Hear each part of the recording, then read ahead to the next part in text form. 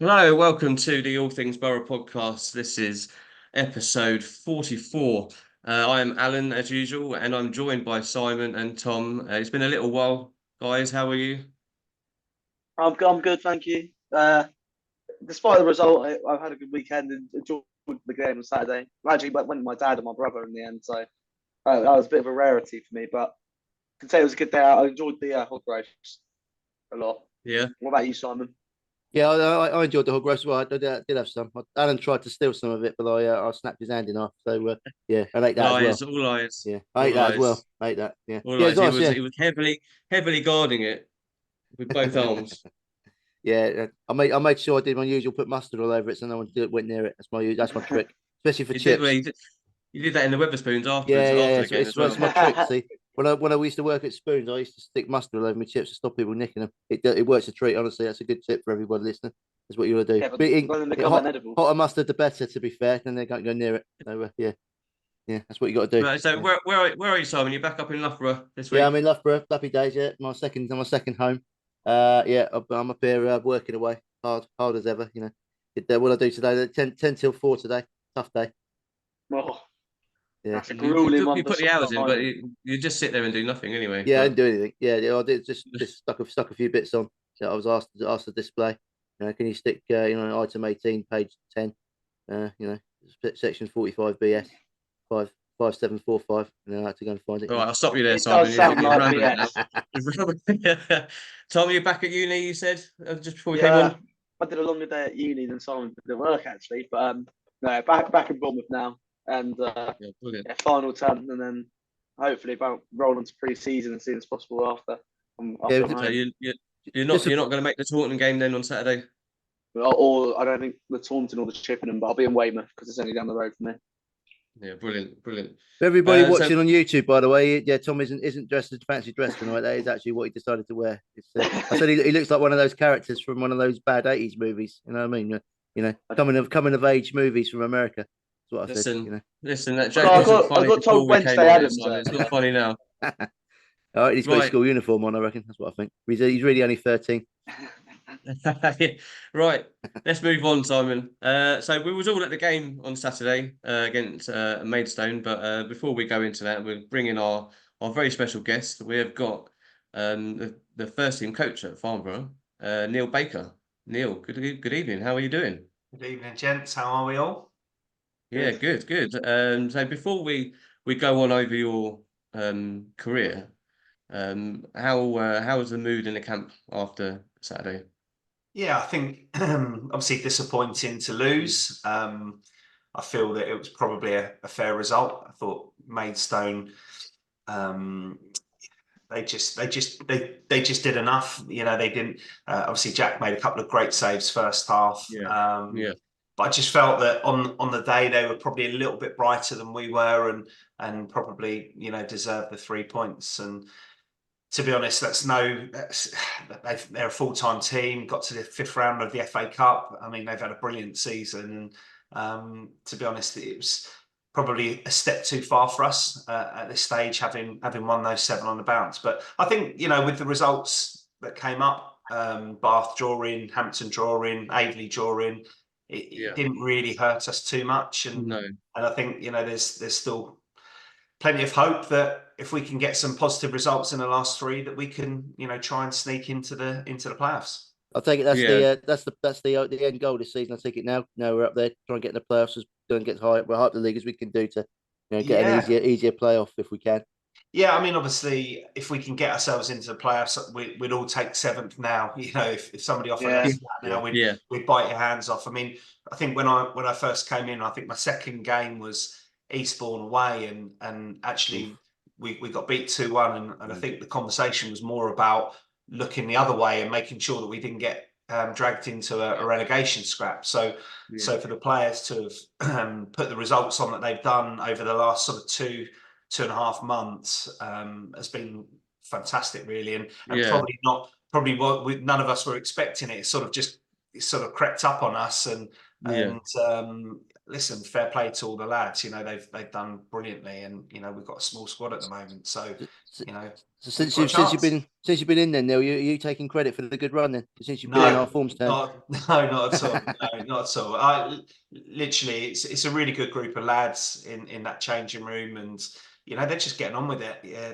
they're not putting too much pressure on themselves. I think as you get closer and closer to the playoffs, automatically people start to put a little bit more pressure on them. And you know, I noticed one or two were maybe a little bit stressed on Saturday, a little bit anxious.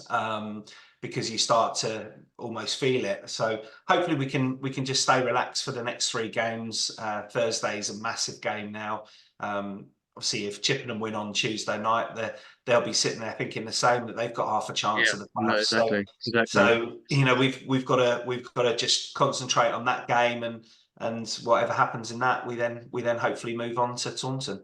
Yeah, you're right, Neil. Actually, because I did notice that in the warm up when I was sat in the PRE as usual, and I did notice the players were a bit on edge on Saturday during the warm up. You could tell they were sort of they weren't as sort of joking around as much as they usually were. They were quite trying to just they looked a bit more stressed out than usual. You know what I Yeah, mean? But I only think natural. I think it's just you get, as I say, you start where you're chasing the team down, or you're chasing 2 or 3 teams down.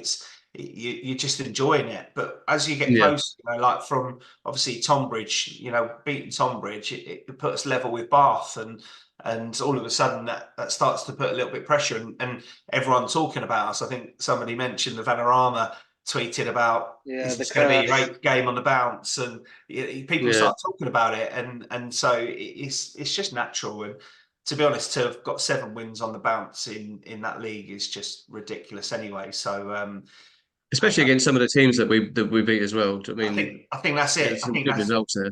I think that's it. You know, five away. You know, Yeah. Yeah. we've going to work When you in consider Bath. before you came in, we had a terrible away record as well.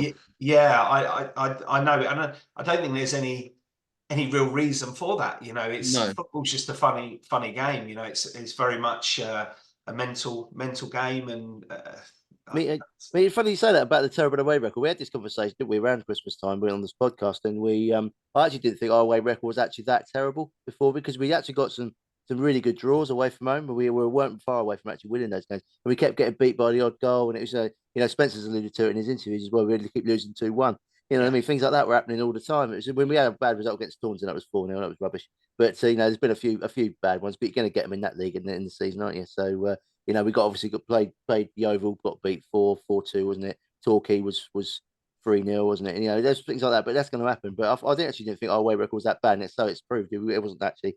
It wasn't. We turned that around quite well, really. I think it's such a tight league.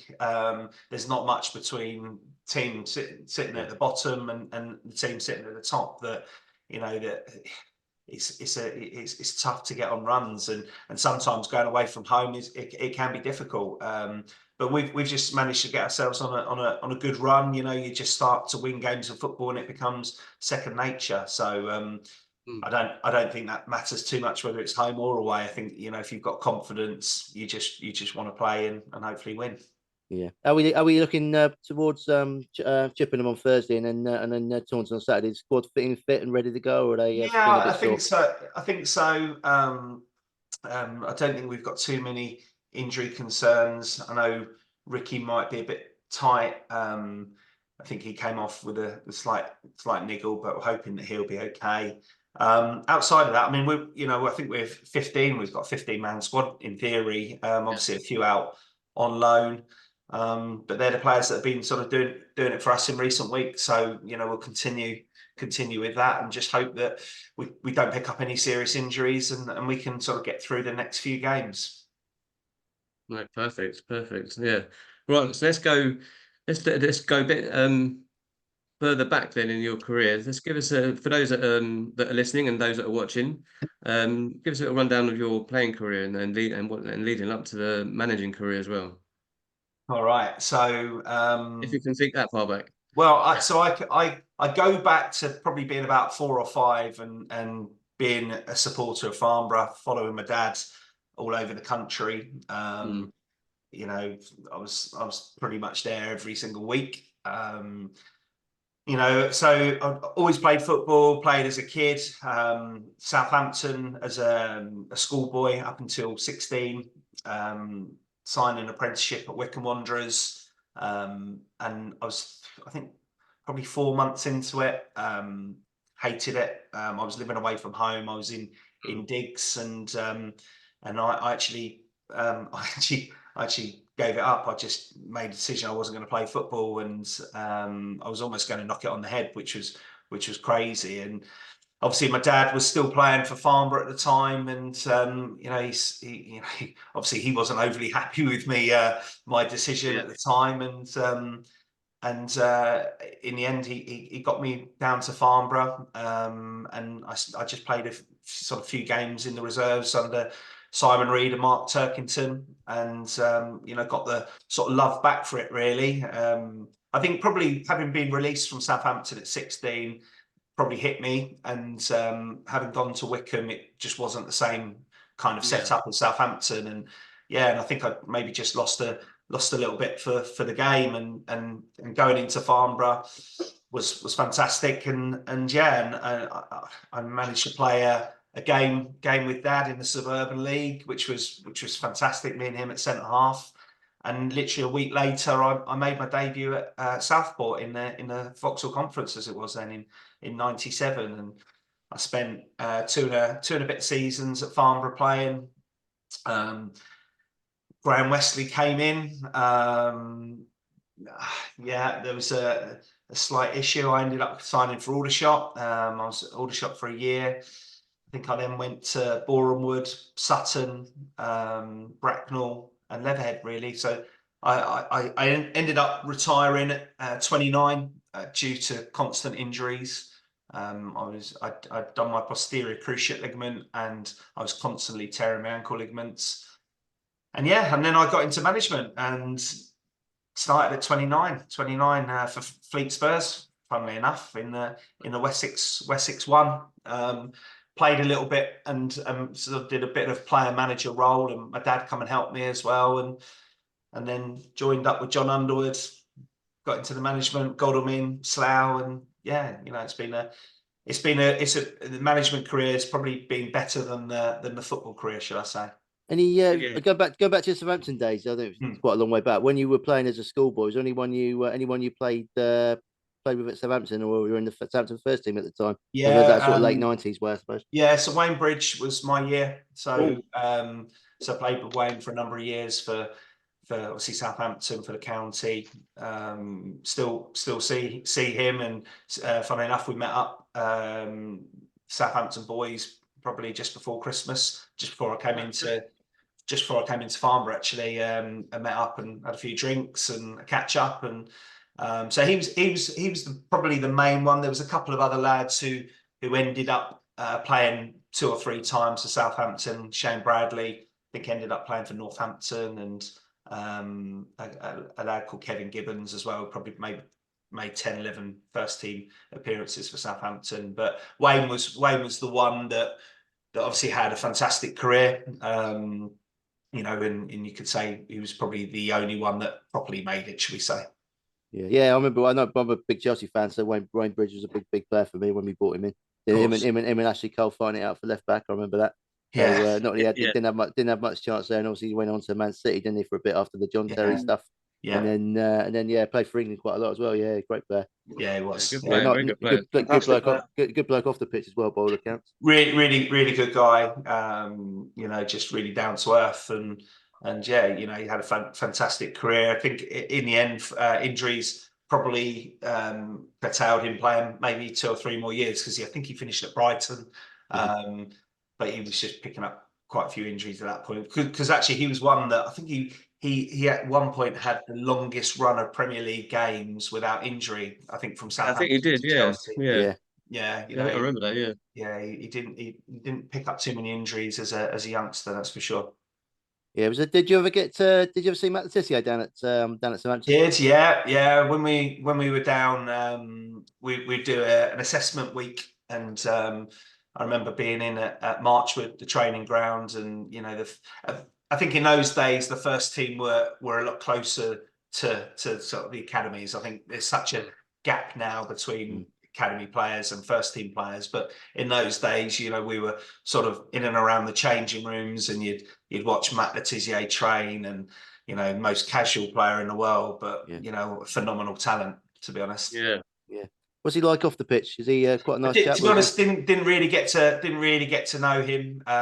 You know, we obviously you sort of kept yourself to yourself a little bit with the academy boys. So didn't really get to know him off the pitch. Funny enough, he did when I was at Godalming, we did a sort of a sportsman's dinner, and got Matt Le Tissier to be the guest speaker, and he was fantastic. He was a you know, really nice guy. Obviously, he's got his political views these days and whatnot, but conspiracy theories, but in his conspiracy theories. But no, he was a really nice guy from when I sort of, you know, got to meet him and speak to him a few more times.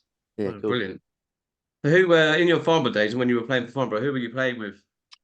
So I made my debut alongside Keith Dade at Dean Coney. I used to play with Dean Coney. When Martin Rowlands come to the club, so Martin had been with me at Wycombe, and when he was released from Wycombe, I'd spoken to Alan about, you know, getting him in, and he come in. He obviously had a fantastic career. You know, got a move to Brentford from Farnborough, and you know, ended up at QPR and played hundreds of games at QPR. Barry Miller, who went on to play for Doncaster, I think. People like Darren Robson, Dave Harlow, Paul Harford, Chris Booth, Steve Baker.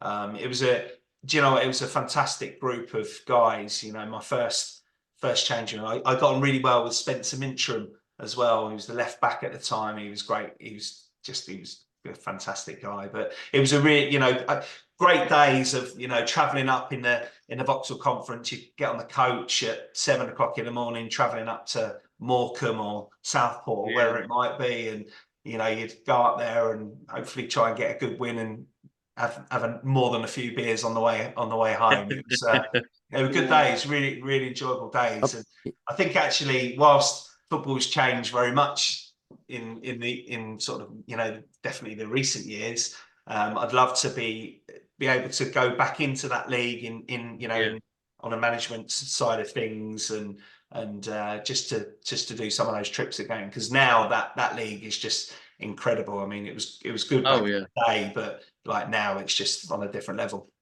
I bet exactly. I can imagine the poker was interested on the coach on the way up there and back, wasn't it? Yes, I didn't get too involved in that. I was young. I was 17 and 18 and 19, so I was a youngster. So I shouldn't have probably been having a few beers, but I was.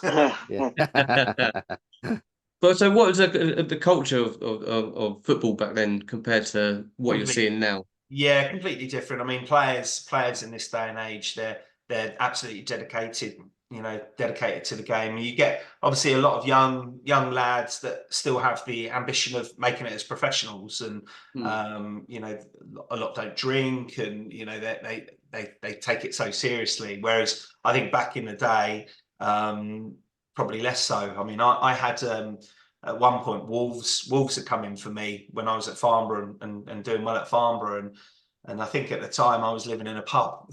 So my friend had taken over a pub, and I was living in a pub, and I was sort of, you know, enjoying life, should we say, playing a lot of darts and best days of your life, Neil. That you know, it's, and I think in these days, you know, the vast majority still want to push on, you know, and especially these young lads. So I think you get less of your, what you'd say, old school footballers nowadays. They're few and far between. But do you know what? It's for a good thing. You know, the quality of football is a lot better now.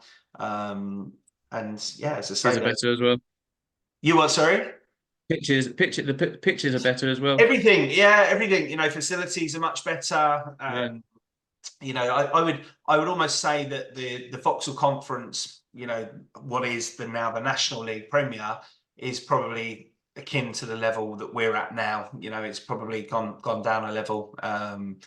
There was less professional sides in the league when I was playing. There was still some, but nothing like what it is now in the National League. I mean, in fact, we've probably got more full-time teams in the National League South than there were in the Vauxhall Conference back in the day.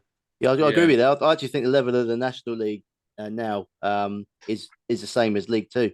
I think, and because you see a lot of the clubs who go up from the non-league, as it were, they don't struggle. They do quite well in that league, and there's teams that and also teams coming up from our league as well. They always tend to struggle. So I think there is a bit of a gap between those, but there's not much of a gap between the sort of steps or step 5 and 4 in the pyramid, is there? Yeah, I'd agree completely. I think back in the day there was a bigger gap. Nowadays, as you say, the teams that go up more often than not are challenging up near the top, and actually the teams that come down into the National League more often than not are challenging down at the bottom. There's not many that sort of come down and go straight back up again. So I think that tells you how strong the National League. It is such a tough league. It is such a tough league. The amount of, like you said, with the amount of professional full-time clubs that are in that league as well now, it's just it's unreal. It's a bit unfair to call it a non-league. Do you know what I mean? You got something when they get far in the FA Cup, and they always say, "Oh, they pick this non-league team against a League One team, professional team, full-time team." It's a bit unfair, really, because they're a full-time team in their own right. Yeah, they just happen to be playing in the National League. So it's a I think bit unfair, really, to call it a part-time league, basically. I think so. I think nowadays, I class it as the 5th division. I don't see it as part-time at all. And listen, it's something you'd aspire to get to. I look at Farnborough, the infrastructure at Farnborough, the ground and stuff like that. I'd love to be involved in the National Premier with Farnborough. Having some of these massive sides bringing 1,500 people, 1,000 people, like some of them do, just be brilliant, and you'd be having fantastic games week in, week out. There's something that we can still hope for, and you never know. You never know. It could be next season. Yeah, I was gonna say next season there will be there. Don't you worry. We'll see. Entertaining, Sutton and Forest Green coming down from the it could well be reignite the Aldershot Farnborough rivalry as well if Aldershot don't make it out. Yeah, the Rushmore Derby. Yeah. You got your There's going to be some big crowds for that. Woking as well, yeah. Dorking. Dorking. I can't see anything beyond Dorking coming down. Unfortunately, I think. Yeah. I agree with you, Neil. I think it'd be them. Oxford, them. Wildstone, I think are going to go. I think Boro and Wood are going to overtake Wildstone. To be fair, and Wildstone will come down. They've just sacked their manager as well. They have. I mean, that can sometimes have a slight, they might have a slight bounce. They probably only need to find 2 wins, Wildstone. They have got a few more games. They've got a few games in hand, so you never know. I think they've got a big game. I think Boro and Wood play. I'm trying to think. No, so Wildstone. I can't remember. Wildstone play maybe Dorking. I think they play Dorking on Thursday night. Which is a big game for both. Well, no, Boro and Wood are playing Aldershot last game of the season at the Rec, aren't they? So it's going to be a big old game. That's a 5:30 kickoff, that one. So live on telly that is as well. So it'll be interesting for both ends. So going back to yourself, Neil. So you cut your managerial teeth at Fleet, then, yeah? Yeah, step 6. I finished playing, to any sort of level, and the opportunity came. I mean, Fleet Spurs was my first ever club as a boy growing up, and I knew the guys who were involved there, and it was just an opportunity to sort of cut my teeth in management. And I'd actually applied for the Bracknell job that season, the season before I went to Fleet, and I hadn't got it. They said, "Oh, you're too young," and all of that kind of stuff. And I always knew I was going to get into management. It was something that I was always going to do. And yes, I sort of had a year at Fleet Spurs. Really enjoyed it. Learned a lot. Actually found it harder managing at step 6 than I did for Slough in the Conference South. It's you're sort of dealing with players who don't have the same commitment levels, and you were getting calls on a Saturday morning saying, "Oh, sorry, actually I can't play today." And I actually found it a lot harder than anything, and actually even playing I found it harder than playing at a higher level. So but it was good to cut my teeth there, and then the Godalming job came up the following season, and myself and John Underwood you know, obviously we'd been teammates at Farnborough, and you know, we've been best friends pretty much since then, really. And you know, we were out socially all the time, and you know, we'd always talked about going into management together, and hadn't really discussed how that would work, you know, in joint management. But the job came up, we went for it, and we got the job, and sort of the rest is history, really. You know, we had probably 11, 12, you know, really, really good years together. Yeah. So was it an actual joint management, or was it always going to, was it one was a manager, one was assistant? No, it was always joint management. It's very difficult to sort of explain, really, because everyone's like, well, somebody's got to have the final decision. Yeah. And it just never went like that. We were always very aligned with our, you know, our views on players and how we wanted to set up our teams. And yeah, listen, we'd have the odd sort of, you know, disagreement, should we say, but we'd always talk about it, and you know, we'd always come to an agreement. And you know, neither of us were vain about it. You know, we would, you know, you'd almost give certain things whereby I turn around to others and go, no, okay, yeah, you're right this time. We'll go with you. And both of us were like that. So you know, there was no egos at all, and that's why it probably worked for you know how long it did, really. And so where that was at Godalming, you say? Yeah, so we did. How long were you there for? 2.5 years. So we took over mid season, and that season was just literally steadying a ship. We joined when all the team were following the previous manager to Walton and Hersham, and so that season was just sort of getting through. The following year, we put our team together, players that we knew, some players that we played with, and managed to put a really good side together at step 4. Got into the playoffs 2 years running, on a very small budget, and you know, built a good name for ourselves, really, in management. And at the end of the second, you know, the second full year, we got knocked out in the semi-finals of the playoffs, and actually the Godalming were actually going to be moved leagues into like the South and Southwest League, which was a lot of travelling, and the Slough job came up, and we applied for it and managed to get it, you know, and then had fantastic almost 10 years there, you know, 2 promotions, numerous playoff campaigns, and managed to take the club back from, you know, ground sharing back into Slough. And it was really enjoyable. Loved the club. It was a great time. You know, we had more positive times than negative times, should we say. But I think coming to the end of it, you know, we probably could have maybe hung around to make that 10 years and that testimonial. But I think I wasn't in a position at that time. I'd recently lost my dad, and you know, it hit me quite hard, and I just felt I needed a break. And I think John was in exactly the same boat as well. And there was I think I remember at the time you took some time away from and he carried on a little bit on his own, didn't he? Yeah, so he's now at Beaconsfield. We actually went to Beaconsfield very briefly together, but for me it just wasn't going to be right. And I made a decision sort of the end of last season that I wanted to have a good sort of 6 months off and sort of refocus my mind, make sure that I still wanted to be involved in football, really, you know, because I think where I'd lost Dad and I'd had, you know, numerous sort of issues with takeover at Slough and various other bits.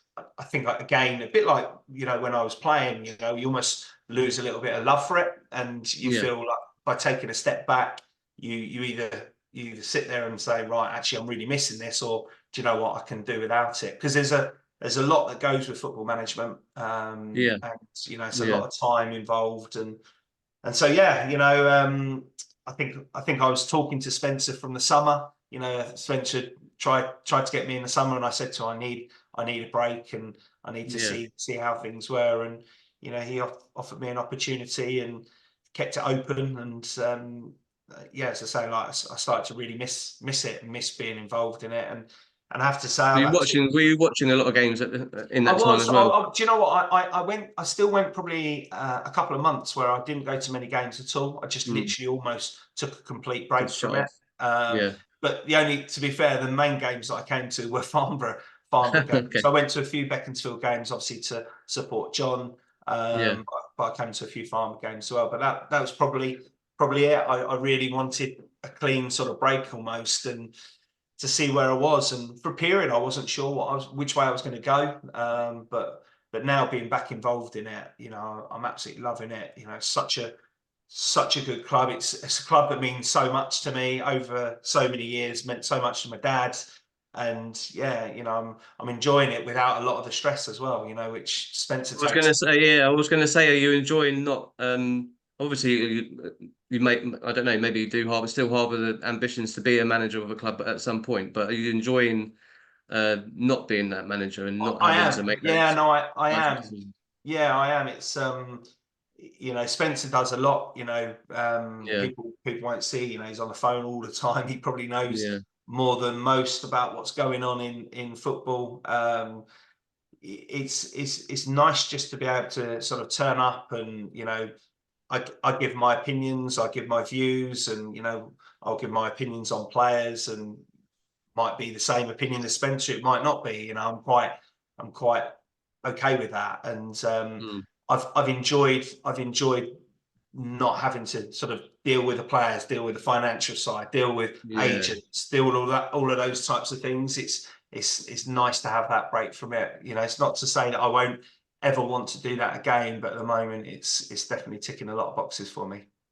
So What's what's your main sort of role then within the club as the first team coach? Are you taking training No. and So stuff like that? I'm not a coach. I'm not I'm not somebody that sits there and wants to take lots of training sessions. Yeah. I think I'm almost a bit of a sounding board at times. Obviously I've got experience of the league, and I think I can spot and understand the game, and know when somebody's doing a good job, somebody's not doing a good job, and and I'll talk to Spencer about it. So I think that's probably where I've sort of come in. I talk to Spencer a lot about the team and whatever else, and hopefully I can bring one or two players in as well. With my Yeah. contacts, which obviously Well, he obviously values your opinion, because otherwise he would never have invited you back. Do you know what I yeah mean? And I see you like the game of the weekend, Maidenhead. You are still quite sort of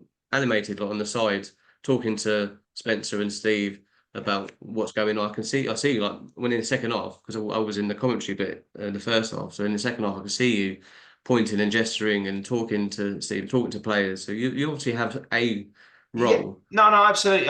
Listen. I've taken, and again, I'm quite happy.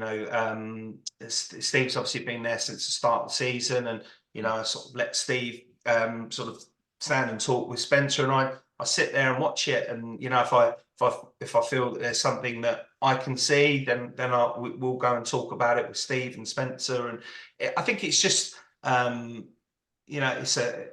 it's a combination of ideas really, and combination of people trying to get the best out of the team. Obviously at the moment Ricky's on the pitch more often than not, but I mean Ricky and Steve are the two that predominantly do all the coaching. They're both very, very good. Obviously Steve's got his own background from managing at Harrow and playing and stuff like that. He's very good with the players. Ricky's fantastic, he really is. He's got a lot of detail in what he says. Tactically, he's very, very good. And also, he's still a very good player. So, Yeah.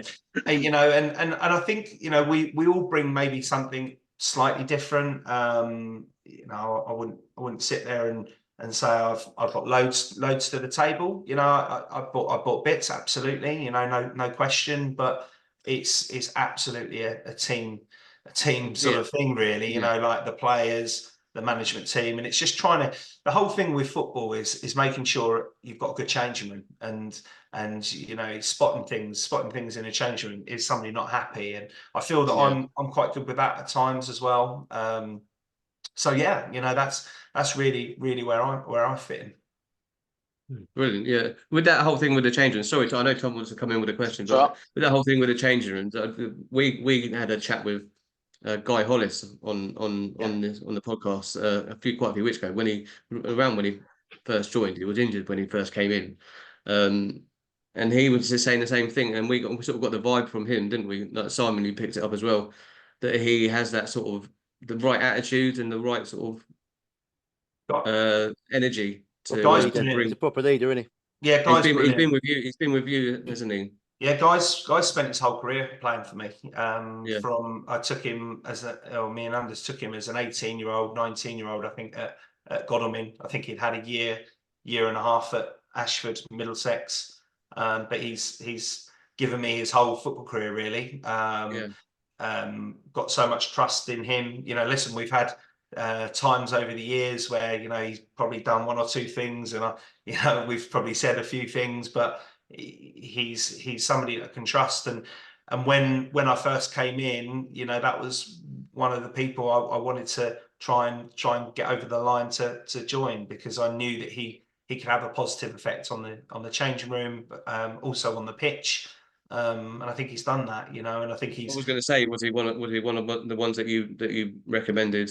Yeah. I mean, like, Guy, as soon as I came into Farnborough, you know, Guy was on the phone to me. You know, obviously he'd been at Farnham, and but it was always probably the case that wherever, you know, I ended up, Yeah. hopefully, you know, obviously as long as we were a reasonable club or a good club, then hopefully Guy would sort of follow suit. And Yeah. I think he's loving it. You know, he's absolutely loving being a part of it. He's desperate to get in the playoffs. But he's a great character. I think you know, Yeah. he's a strong boy. That's what he is. Yeah. Yeah. I mean, when we interviewed him, it was just on his little screen. We only saw his face, but when we first saw him play, my God, he's No, he's got some built. arms on him, isn't He's an he? You He's can built. see absolute. how He's he a throws unit. it so far. Yeah. He's an absolute unit. Yeah. Yeah. Is he, No, is he he's- always And had that? Is he always had that throw in there? Or is that something he's developed Yeah, over the no. time? Do you know what? It's something that we've had. You know, he's had since we've you know, managed him, and it's actually got bigger in the last year or so, I'd say. I think where he's been in the gym probably more than he ever has been, and it's just. I mean, it's just a hell of a weapon. You know, He is, people yeah. moan Oh, yeah. about it. You know, managers moan about it. Other teams moan about it. Do you know what? I don't care. It's No. an opportunity to get the ball in the box, probably an extra 15 times in a game, and it's Yeah. like having a corner. And Yeah. Exactly. It's Exactly. absolutely a corner. It's If so you've got that, in your locker as a club, then why not? Why not use it? And you've inadvertently answered a question from a fan who said why always the long throws, and that's why. So yeah, it is like having a second corner, a Yeah. different corner. listen, if you've got somebody who's a fantastic free kick taker, you're going to put him on free kicks all the time, aren't you? Yeah, You know, it's exactly. no different than when Yeah, you've got somebody who's got a monster throw yeah. that causes problems. I think we've yeah, scored.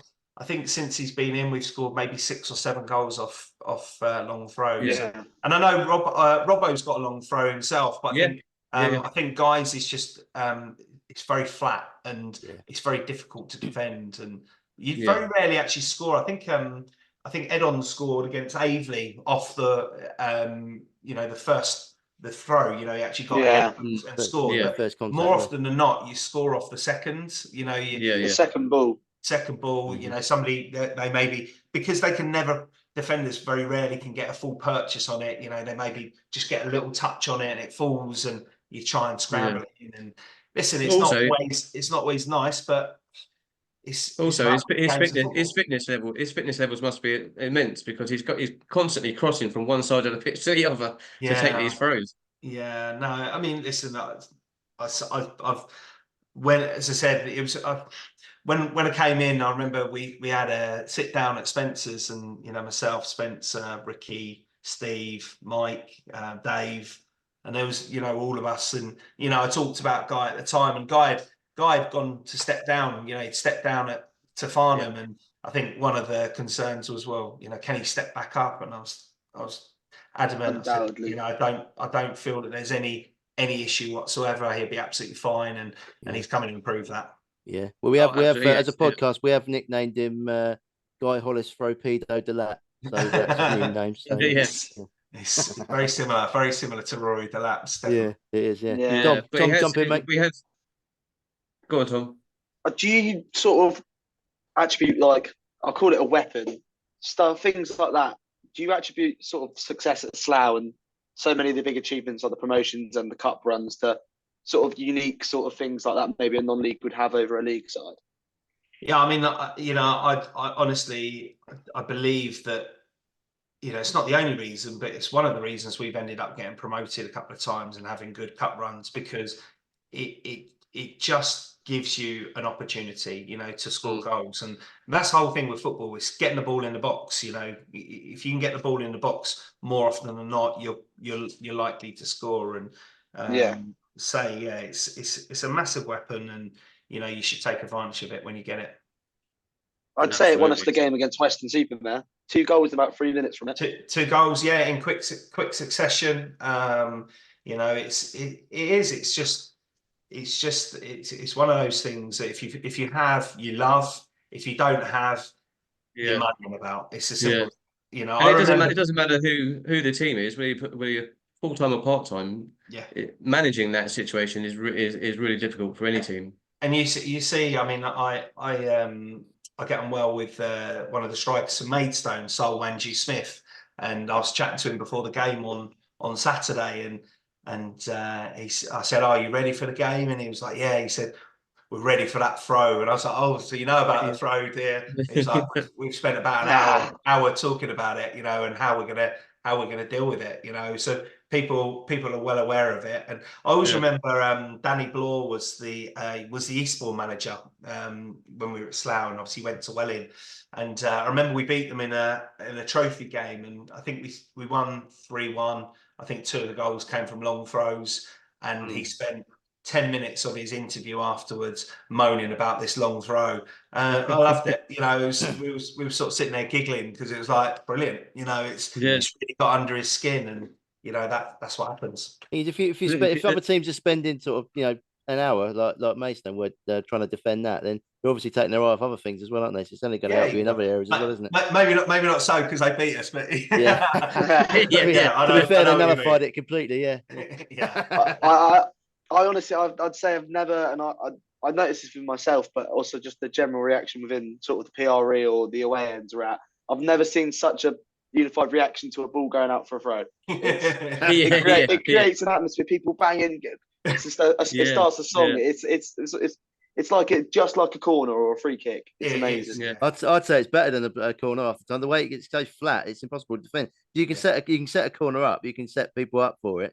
But if you throw, you don't really know where it's going to go, do you? That's the thing, and it's so flat and hard to get rid of. It's like I say, it's always second balls and third balls tend to be the ones who go in, and it's always trying to win the first headers are very difficult for defenders. But it's a good thing to have. We need to try and keep it a secret. Might have to wrap him in cotton wool. Bit hard. Yeah. But aside from that, I think Guy, since he's come in, I was saying to Ben on the commentary that I think he's missed 1 game through suspension. Yeah. Other than that, he's been there in the team pretty much every game. Yeah, and he's done really, really well. We've been really impressed with him. No, he's done well. But listen, I think you can attribute it to so many players. I mean, Edon's come back and been fantastic. I think Miller. CJ, Robbo, whoever's played that central role of the 3 has been very, very good. Jack Turner. Jack's one of the best goalkeepers in the league. Hands down. I think people like Ollie Pendlebury's really stepped up. Joe Haig's been a brilliant signing. Obviously Spencer and Rob have brought him in, and he's been absolutely fantastic. Great ability. You got Miller, who hasn't scored, but he's worked so hard for the side, and to be fair, probably been a little bit isolated the last couple of games up on his own, but he works his socks off, holds the ball up really well. And all round, Reggie, Jordan, Hish. I mean, obviously Hish is where he broke his leg, I think at Sutton, it's really affected him mentally, and it's taken him a while to probably get his confidence back. When he first came in, he was very much lacking on confidence, and hopefully he's we started to see it in the last sort of week or so in training. He's been a bit brighter, and he's got a smile on his face, and talking to him on Saturday, and he said he's starting to feel good again, and you've got to remember he had a really serious injury, and it's a mental thing to broken. And he was such a fantastic player, and he still is, obviously. Absolutely, I saw him numerous times. Obviously when I was managing at Slough, and he was somebody who would play off the shoulder, and he would cause problems with his pace, and scored lots of goals, and so we all want Hish to be that player again, and I'm sure he will. It's just a matter of being patient with him and understanding. He just needs to get through these games unscathed for him to realise that it's not gonna happen again. I think probably one of the worst things happened was I think his first game back was Hemel away. Hemel, and he got a I have to say the first 45 minutes he started really, really well. So he was electric. Yeah, and I was like, oh god, this is. I was at that game as well. Yeah, he was really good, and then he took a bit of a knock. He got a whack on it in the second half, right on the part where he'd broken it, and it knocked him. It massively knocked him. And people don't necessarily see that, and I've seen a little bit on the forums. I was sitting right where that happened. Yeah. As soon as it happened, I was like, oh no, this doesn't look good. No, exactly, and I think people have to realise that's probably the thing that's holding Hish back a little bit at the moment. But hopefully, he's getting there, and he can have a big impact on the last few games. Because we all know what. I think next season will be his season for us. He'll come really good next season. He'll be back to his old self next season. I'm so excited for Hish. Yeah. Because the player we saw, and the player we all know he is, and I think it's been quite obvious that he will be back, and he's not showing 100% because of his issues. I think that will be a big factor on no matter what league we're playing next year, our success. Well, even now, it could potentially be like having a new signing, because he hasn't actually played loads. No. He's had a very much a bit part, but there's potential that these next 3 games, he can have a much bigger part to play, and and it's down to Hish to. He's just got to work hard and hope that those chances come, because as I say, he's definitely got the ability to get in behind teams and score goals. I put you on? I hope you don't mind me asking and put you on the spot a bit, but that's what I tend to do on this podcast. What happened with Harvey Bradbury? Because I know there's a lot of fans saying he was really good on the social media and a good fun guy to be around, but he just it just didn't seem to work out, did it? No, listen, I have to say I really like Harvey. Really, really good lad. Probably he came in, and I think he wasn't 100% fit when he came in, because he'd had an injury with Dartford, and I think it also coincided. He got a 9th booking, and so it meant he was on a bit of a tightrope for getting a 2-game suspension, and Spencer ended up sort of leaving him out to almost so that he wasn't suspended, and he was sort of bringing him on and saying, "Look, be careful." And I just don't think it worked. Sometimes players work at clubs and sometimes they don't. Really, really positive person in the changing room. Well liked. But he was a fan favourite. He was a fan favourite, especially like Simon said about his on his social media presence as well. He was really he's funny. brilliant. He's very funny. But you say that about his yellow cards. He was at the Hemel game. He started the Hemel game, didn't he? And he got himself an early booking, and then we didn't see him in the second half. No, so is that what happened then? Yeah, he ended up coming off at half time in that game. I think the referee. I think the referee had sent him off prior in a previous game for Dartford. I think Spencer was worried that he'd get himself sent off. Yeah. Listen, it just didn't work out for him, and Chatham came in with a fantastic offer for him. For himself financially, it was a bit of a no-brainer, to be honest. And whilst we were going really well and he wasn't playing, he wants to play. He's only young still. And you can't. And they're chasing promotion. Yeah, absolutely. He's going to go into a side where they're guaranteed playoffs. Got a chance of coming up into this league, and see how he gets on. Scored on his debut there as well. Yeah, I think he's got 2 goals already. Has he got 2? Yeah, I've seen his now. Yeah, he looked like the ideal. I can see why Spencer brought him in, or whoever brought him in, thought it'd be a good signing. He's got all the attributes to be perfect, especially the system we play. I thought Yeah. this guy's going to be ideal, and It's like an Alfie Pavey archetype. yeah, it's a real shame Yeah. it didn't work out really, but Yeah. there we are. As you say, it just some He players was just doesn't gel, does it? Well, he's like I say, he's on, like on social media. He's really fun. He's really good, and on the pitch, he is sort of like the master of the dark arts, as they call Yeah, he it. loves it. I think He loves he it. spent Yeah, his you whole can see career that in him. doing that, You can, but yeah, he's you can see that I in him. really But Got that from his dad, Lee, I think, didn't he? yeah. I'd not worked with Harvey before. Obviously come across him when he was at Woking, Oxford, and yeah, a couple of other clubs. So it's the first time I worked with him, but I Well, thought great lad. Really enjoyed having him in and around the changing room. Good character. Yeah. yeah, absolutely, absolutely. Right, let's get a couple of fans' questions in. Yeah.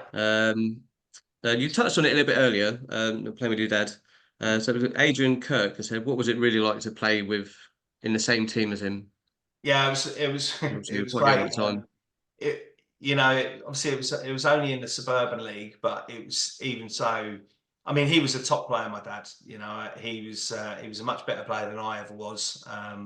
He he he was coming to the end of his career. I think at the time he was I'd say he was about 43, 44. I was 17. Well, Um, and yeah, we ended up playing centre half together. And I always remember I got booked. I got booked in the game, and I always say it was because I was covering him. Do you know what I mean? And but it was something you don't really ever expect to go and play in a senior game with your dad next to you at centre half. So it was a brilliant experience. I'd have loved to have played a few more with him.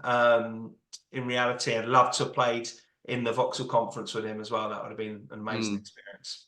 Do you think you learned a lot from him, especially I at a did. young age? Yeah, no, I mean, I think you learn the more you watch football as well. The more you learn. But yeah, I followed Dad everywhere. I was going wherever ever they were. I was on the players coach from a very young age, and I was obsessed with my dad. I was obsessed with his football, and it definitely made me the player I was by probably watching him so much. I thought he was very calm on the ball, and I felt that that's one of my traits. I was quite calm on the ball, and yeah, just seeing him week in, week out, and the team, the team. There were some greats there, your people like your Brian Brooms and Simon Reeds and people like that. Jamie Horton, Mark Turkington. They were just a fantastic team that you'd watch and you'd want to sort of emulate, really. No, brilliant. Right, so someone called a guy called Andrew Tinkler has come in with a few things. For his first one, he said, "Who's the best finisher, Simon Reed or David Leworthy?" Well, that's a shocking. one. That's a shocking question. That is terrible. I knew he'd come in with something like that. Cool. I mean, Simon was one of the calmest finishers going. David Leworthy was just so clinical. I remember when he came in, he was just unbelievable. I would have to say Simon, just because I was around Simon for so many years. I work with his son Dan still, so I'd have to say Simon. I mean, he was an absolute legend at Farnborough. I mean, some of his goals and stuff back in the day were just incredible. And my dad loved playing with him. My dad loved playing with Dave Leworthy as well. So yeah, I almost want to sit on the fence because they were both top strikers in their own right. But I have to go for Reedy. He's a local lad, and I'd have to go with Reedy. Absolute club legend as well. Yeah, going back David Leworth. I mean, when I started following Farnborough the first time round, I've had a bit of a gap when we went bust, unfortunately. But to the first time round, he was like the top goal scorer and the top man when I first started playing for him. I think we got ready. I went to the game. I think it was the last game of the season. We played Altrincham, I think, and we were relegated by that point. Anyway, I did it on a school trip, and he was everyone. The person they did like a stadium tour. And the person said, "Oh, David Leworthy is the club's top goal scorer. He's got like 25 goals." I was thinking, hold on a minute, they're bottom of the league. How can you get I know. 25 goals? It was like mental. You know, He was he just, banged him in. serious finisher. He was serious finisher. Yeah, I think it was 7-3 or something. I mean, League where we got all three, so Yeah, we still got me. smashed. Don't surprise me. Don't Yeah. surprise me. I still won't forgive Reedy though. He missed a great chance against West Ham in the replay Nah.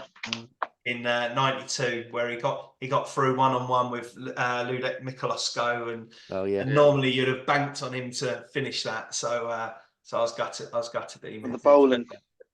Yeah. Yeah, I was at that game. I was late though. I scored it for the last 10 minutes. Yeah, right. That's his dad's sort of driving skills. That Yeah, he'd always get lost. knowledge of the area. Obviously pre sat nav. I'm from Hounslow. I know London at the back of my hand. Yeah, so we only got in the last 10 minutes. Bless him. Right, he also another question here. Best keeper: Jack Turner, Mike Taylor, or Stuart McKenzie? So Mike's obviously had the best career. I didn't see as much of Mike because Dad only played with him for a short period of time. Obviously, he had the best career. From my point of view, there's not lots between Macca and Jack. You know, like obviously I had Jack for 3 years, 2.5, 3 years at Slough, and Jack's a phenomenal keeper. His kicking's right, unbelievable. Brilliant shot stopper. Makes the odd mistake, but what goalkeeper doesn't? Really, really good lads. Love Macca. I can't. You've been stitched up today. Those two. I can't. It's only over here. Macca was just brilliant. Brilliant personality.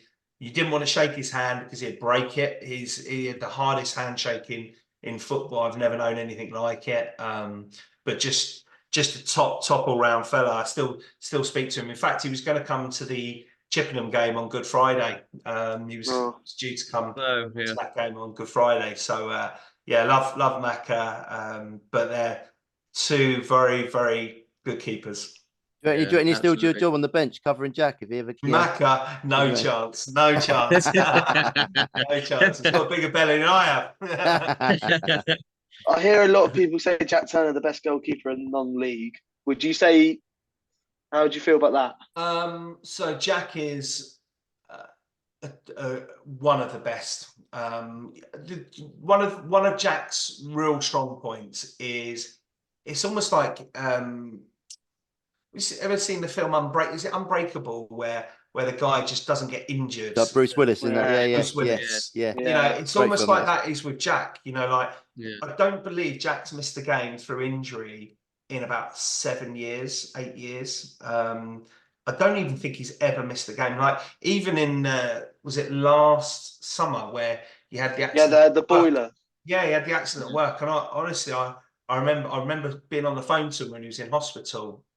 And I was, obviously asking how he was, and I genuinely didn't know whether he would come back playing again, because it was that bad, it was serious burns, and yet pre-season starts and he's there and he's playing. And I was just like, it was like nothing had happened.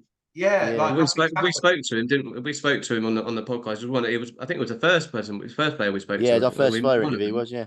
And he sort of I think he sort of prides on the fact that not every player is not always 100% totally fit, and he will always give everything, whether no matter what problem he has or injury he has. Yeah, I mean, he's definitely played for us in the past, like with injuries and stuff like that, and so for me to have somebody as dependable as that goes a long way. The fact that he's especially a goalkeeper, because it feels like such a foundation of the team. But it is, because there's nothing worse as a manager to have all your preparation ruined because all of a sudden you've got to go and find a keeper that doesn't know the players. And the thing with goalkeepers is it's very difficult, and you have to build relationships, and to know that you've got Jack and he's very rarely going to pick up an injury, touch wood, Touch wood. You know, that's a big thing to have. And you know, the fact that he's a great shot stopper, kicks it brilliantly. Like he sees everything in slow motion I mean, as well. When he makes some of those, like the save in The one was it the against save in the first Maidstone half? on the weekend. the first save he makes from the corner is Yeah. absolute top draw. You know, Yeah, like absolutely. the lad has, you know, got on the end of that corner and powered it downwards. And not only has he got a touch to it, but he's flicked it around the corner. You know, if that's in the Premier League, you're seeing that time and time again. You know, it's that good a save. So listen, he's won us whole games by himself as well. I'd say Havant away, the Sutton away in the FA Cup. And then there was a whole run in January or before December. It was just he was man of the match. I think 3 games in a row. He should, you know, like, as I said, Jack has his frustrating times at moments and stuff like that, and it's when he makes a mistake, sometimes he beats himself up a little bit, but he makes so few that, you know, you have to just say he's a top keeper. I think for someone that doesn't actually like football, in general, well, he's I know, amazing. and he doesn't. He genuinely doesn't. Man. Like he's, you know, he can take it or leave it, Jack. You know, Yeah. But he reminds me of David Batty. That was a big thing when he used to just turn up for training apparently and just like do the session and go home and no one to see him, but see him till the next morning. He'd never go on the nights out, never nothing. He reminded me of that. Jack don't mind a night out. Yeah. Yeah. There's a guy playing for, I think this might be Boro Woods goalkeeper, Angelo something or other. He's a top keeper. There's lots of people talking about him. But other than that, the only other goalkeeper that gets talked about is Jack Turner, to be fair. I hear a lot of Dawkins goalkeeper, Harrison Mar. He's very good. He's good, yeah. I mean, he's what you call a modern. Modern goalkeeper. Could be so good with his feet. Yeah, but he gets down and for a small lad, he stops. Yeah. No, he's not bad. Obviously, he was a word in our shoes. Yeah, he's good. He's a good keeper. Still on Jack, has he lost a bet or something? Because in the last few weeks he's clean shaven on his head. You and him going to the same barbers, aren't you? I think probably, yeah.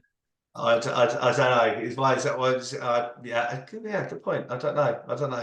Don't know what's just turned up one game. What's going on with his hair? No, I think he's just got to that point where he's like, do you know what? It's going. I might as well just embrace it. And I think he's embracing it now.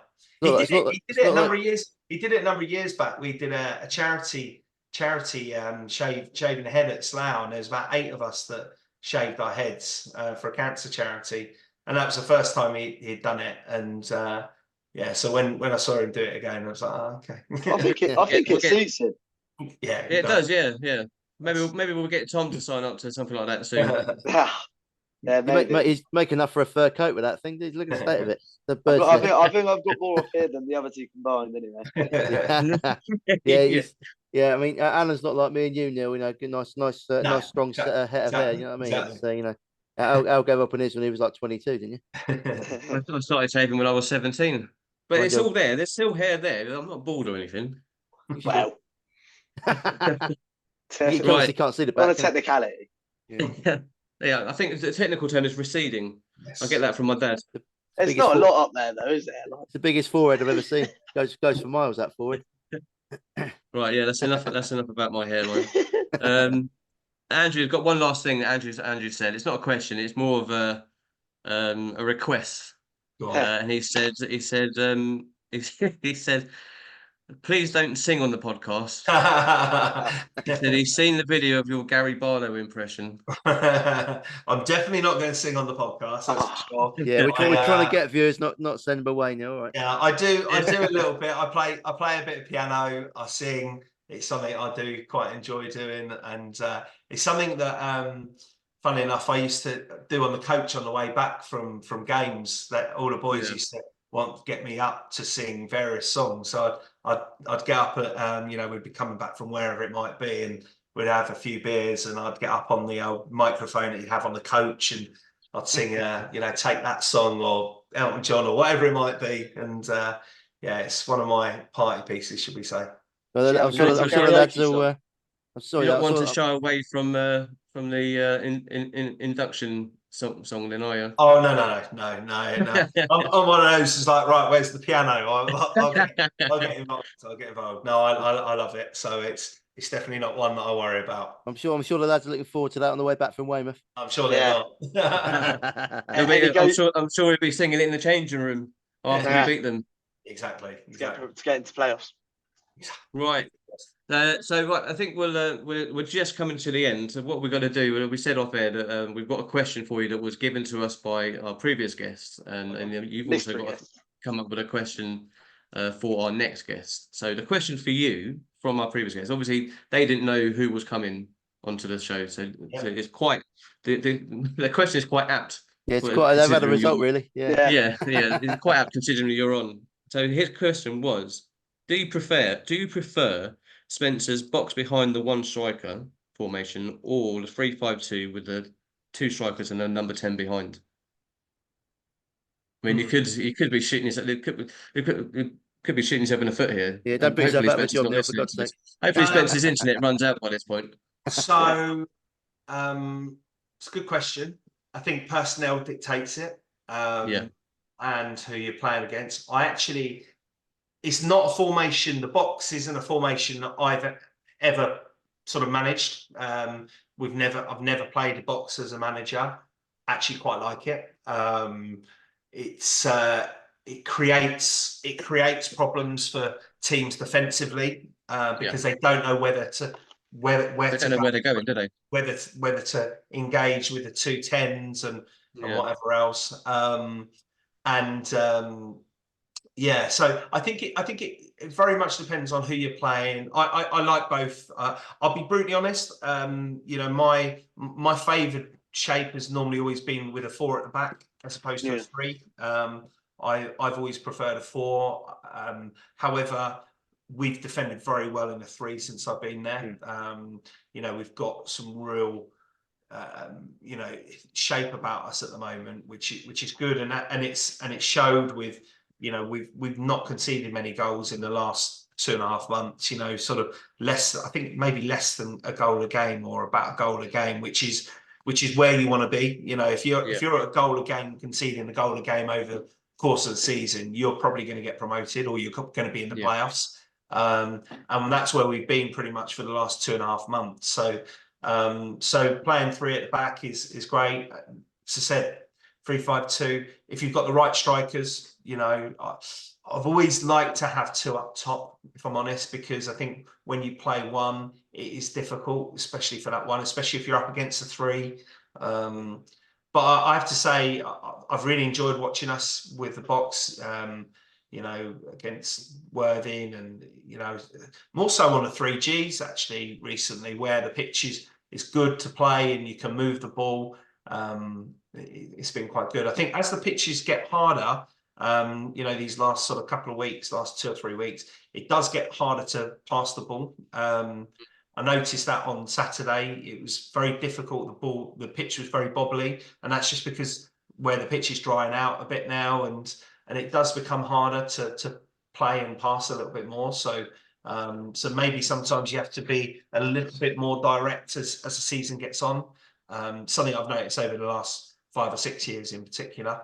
So I can't sit there and say one over the other. I like them both, but I think it really depends on who we're up against and who we've got personnel wise.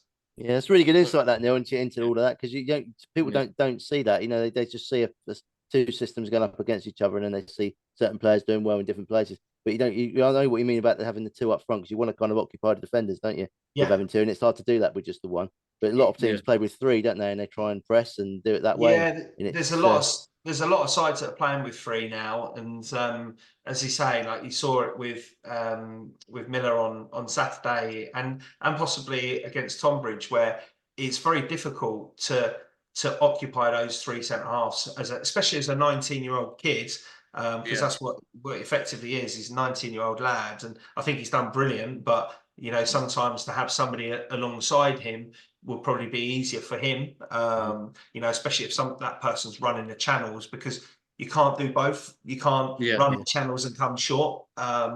So I think two up top is probably ideal, but I think we've got some really good, like Joe Haig and Ricky in that role at the moment. Those two in particular. I mean, I hadn't come across Ricky before. Obviously, knew his career and knew what he'd done and everything like that. And I know Ricky's, getting on in terms of his age, in terms of he's 36 now.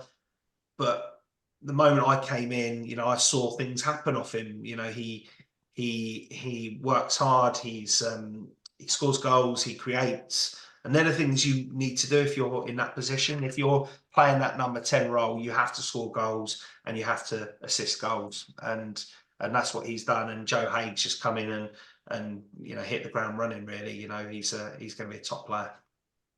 Absolutely, yeah. And on Ricky, it's just so, like you say, for someone his age, who normally the players like that are looking at their retirement, basically. Yeah, he's so fit and he's got so much energy, and he doesn't stop. He just doesn't stop running.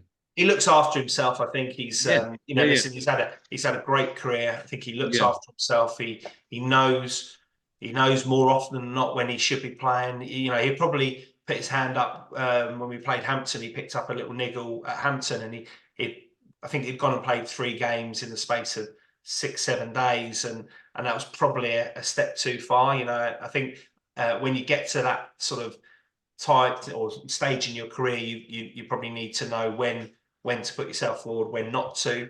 But more often than not, if he's fit and available, I'd want him in the side, because I say that he's a leader and he's still enjoying his football. He plays with a smile on his face. I think he's good. You've got to remember the side at the moment is, with the exception of sort of a few, it's quite a young side. You've got a number of young players within that. If you look at your midfield, you've got Taylor, Ollie Pendlebury, and Joe Haig, three under the age of 21. You've got Miller, who's 19. You've got Edon, who's 22 today, and CJ's still only 27, 28. Jordan's only. Jordan's young, I'm not sure. I don't know how old Reggie is actually. I'm not quite sure on Reggie's age. I think Reggie's about 25. I think maybe it's not that. I don't think he's that old. Sorry, Reggie's 25. this year. Yeah. So you've only really got, like, in terms of like real experience, you've obviously got Guy, you've got Ricky, you've got Jack, CJ, because he's got the experience, and Robbo. CJ's been here for 10 years. That's his 10th year, isn't it? And Robbo's obviously been around and in non-league. But outside of that, it's quite a young group, and so to have a few senior players in, I think is key. Absolutely. Yeah, it's a nice mix at the minute we got. I think it's good. There's a good mixture. I think it's good to get the younger players in as well. They've got the legs to do Ricky's running, which is quite handy. So happy days. Right, let's get you. Have you had a little think during this? I know we've all been talking quite a lot, but have you had a little think? We need to get your question for our next guest. Bear in mind, we don't know who that next person is. First memory of Farnborough. Was it Farnborough Town, Farnborough FC? First away journey that you went on, and was it as a supporter or as a player? Something along those lines. So your sort of history of Farnborough. I think that's a really good question. Okay. You didn't fancy going for my favourite supermarket app question then? I didn't. Or you could have said favourite holiday destination and why as well. Oh, nice. Right. Okay. Well, don't go away, Neil. We'll have a quick little chat before when we go off air. But thanks for coming on tonight. It's been an absolute pleasure. It's been really good talking to you.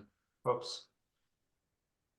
Guys, have you got anything to say before we go? No, thanks very much. Thanks for giving up so much of your time. You spent in a good hour talking to us. It's really good. And nice to hear. Nice to hear some of these stories from back in the day when you were playing, and also as a manager. And we're playing with your dad as well. It's special memories for you. So thanks for sharing those with us. No problems. Thank you very much for coming on there. It's been a pleasure to talk to you. And you. Cheers, guys. Thank you. Right, and and make sure you put in a word for us with Spencer. I'll do my best. Thank you very much. So with that, guys, thanks to everybody that's listening and watching. Thanks for listening to us on Spotify, and thanks for watching on YouTube. Don't forget to like and subscribe on YouTube, especially. And yeah, and we will be back with another podcast, another episode very soon. Good night.